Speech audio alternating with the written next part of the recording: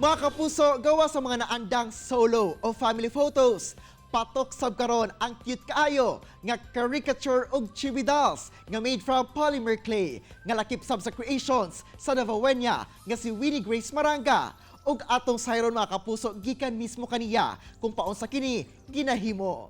Ma'am Winnie, may buntag og dayon sa At Home with GMA Regional TV. Kamusta ma'am? Mayong buntag, Argel, ug sa tanan kapuso Mindanao nato. Okay naman, Argel.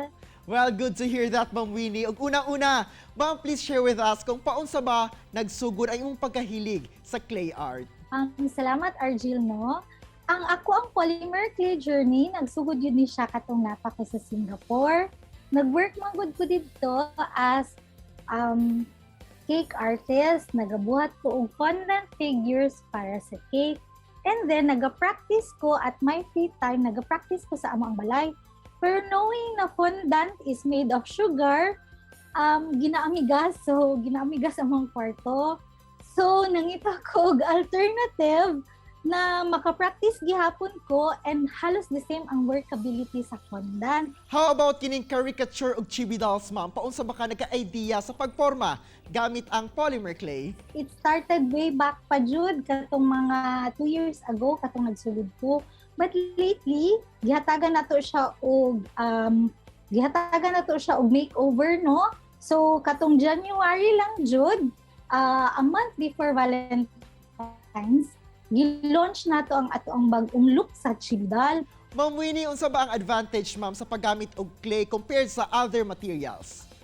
One advantage of polymer clay is mag-last yun siya og dugay. If stored properly, no, pagka parehaan nang naka-display lang siya, dugay yun na siya, dili na siya madaot. So, as a cake artist also, muna siya akong gina-promote sa mga client na moingon nga, ma'am, sayang man kayo ang kanang fondant nga topper, kay ilabay lang pagkahuman, maguba lang pagkahuman. So, ginasuggest yun na ko ng polymer clay alternative para sa gusto i-keep as memorabilia ang ilahang toppers. Ma'am Winnie, unsa ba ang size ni ining chibi dolls, no? Kay murag mini version man gid ni siya. Og paunsa pud nimo gina-conceptualize aron ma-achieve gyud ang porma?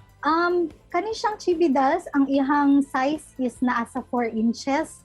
So, average na siya. So, sa caricature naa sa mga 5 to 6 inches. Generic lang yun ni mostly ilahang faces. The same lang siya sa eyes, sa ihang shape sa face, ana the same lang gid siya. Magdaog na lang na siya sa mga physical features sa client, like naa sila'y mga moles, gayahon nato, or ilang hairstyle, ang ilahang hair color, tapos para mas personalize pa siya, makopya gyud murag kanawong jud nila. Ginagaya nato ang ilahang outfit, ilahang sanina. Kuti ba, ma'am, ang proseso sa paghimo ani kay lagi gagmay kayo ang detalye nga dapat ma-achieve nimo og unsa sab kadugay, ma'am, mabuo ang usa ka chibi doll? Ang chibi dolls, ang process ana niya medyo dugay-dugay. So buhaton nako siya og ang isa ka chibi doll mabuhat nako siya within 1 to 2 days. Sa caricature dolls naman nato, mas dugay gyud na siya kasi mas kuti siya. Ang caricature dolls man good is more realistic na siya. Kanawong jud kaayo, halos kanawong jud kaayo sa kanang magpabuhat, no?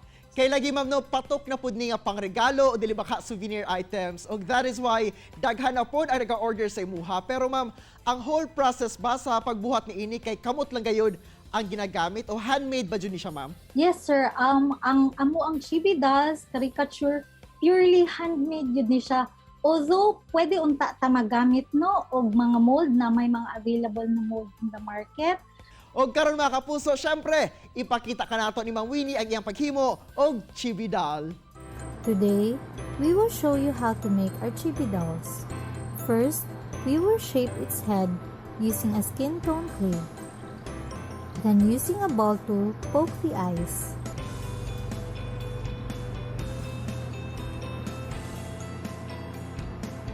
Roll out a small amount of black clay for its eyebrows. Now for the body.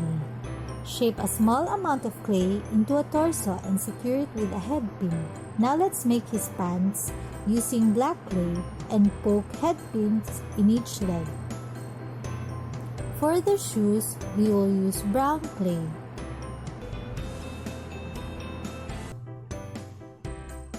Using black clay, make his arms. Add in a little bit of skin tone clay. Add more details and bake it in the oven for 5 minutes. After pre-baking it, we can attach the head with the body and make his hair. Add in more details and bake it in the oven for another 20 minutes.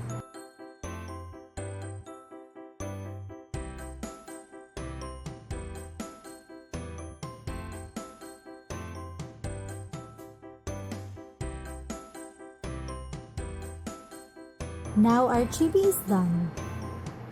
Wow, galing kaayo no, og super cute gyud. Murag diwat gyud to kaayo sa kuha. Bitaw, daghan kay salamat Ma'am Winnie for sharing your skills sa clay art.